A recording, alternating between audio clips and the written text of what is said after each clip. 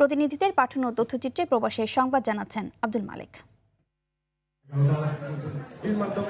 কুয়েতে ফেনী প্রবাসীদের উদ্যোগে ঈদ পুনর্মিলনী অনুষ্ঠিত হয়েছে। মোশাররফ হোসেনের সভাপতিত্ব ও সাজ্জাদ হোসেন মিয়াজি এবং শেখ নাসিরের যৌথ সঞ্চালনায় অনুষ্ঠানে প্রধান অতিথি হিসেবে উপস্থিত ছিলেন সানফা গ্রুপ কুয়েতের সিইও বেলায়েত হোসেন। প্রধান বক্তা হিসেবে বক্তব্য রাখেন ফয়েজ কামাল। বিশেষ অতিথি ছিলেন ফেনী ডেভেলপমেন্ট কমিটির সভাপতি ফারুক আনন্দ, কামাল হোসেন, নাসির উদ্দিন খোকন, বেলাল হোসেন, হুমায়ুন কবির আলী, মোহাম্মদ সেলিম সহ আরও অনেকেই। সাংস্কৃতিক সন্ধ্যায় প্রবাসী শিল্পীবৃন্দ বিভিন্ন গান পরিবেশন করে অতিথিদের মুগ্ধ করেন।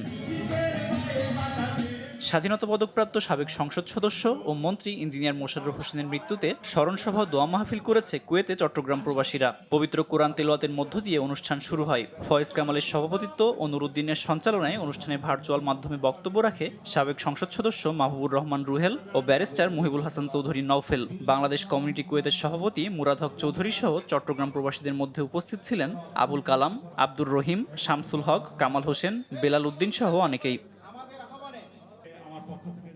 কাতারে বাঙালি জনবহুল এলাকায় ঈদ আয়োজন, দোয়া ও খাবার বিতরণ অনুষ্ঠিত হয়েছে। কাতার প্রবাসী বাংলাদেশিদের মানসম্মত খাবার পরিবেশনা ও সেবাকে অব্যাহত রাখার প্রতিশ্রুতিতে এক মেজবান রেস্টুরেন্টে এই আয়োজন করা হয়। দোয়া ও মোনাজাত শেষে প্রায় 4 শতাধিক প্রবাসীর মাঝে বিনামূল্যে খাবার বিতরণ করে প্রতিষ্ঠানটির 2 স্বত্বাধিকারী ওসমান গনি রুবেল ও মোহাম্মদ হাসানের আমন্ত্রণে আমন্ত্রিত অতিথি হিসেবে উপস্থিত ছিলেন প্রবাসী ব্যবসায়ী আব্দুল আজিজ, মোহাম্মদ জাহেদ, জসিমউদ্দিন, সঙ্গীতশিল্পী শাহ আলম ও প্রতিষ্ঠানের ম্যানেজার মোহাম্মদ হিরো সহ বাংলাদেশি প্রবাসীরা।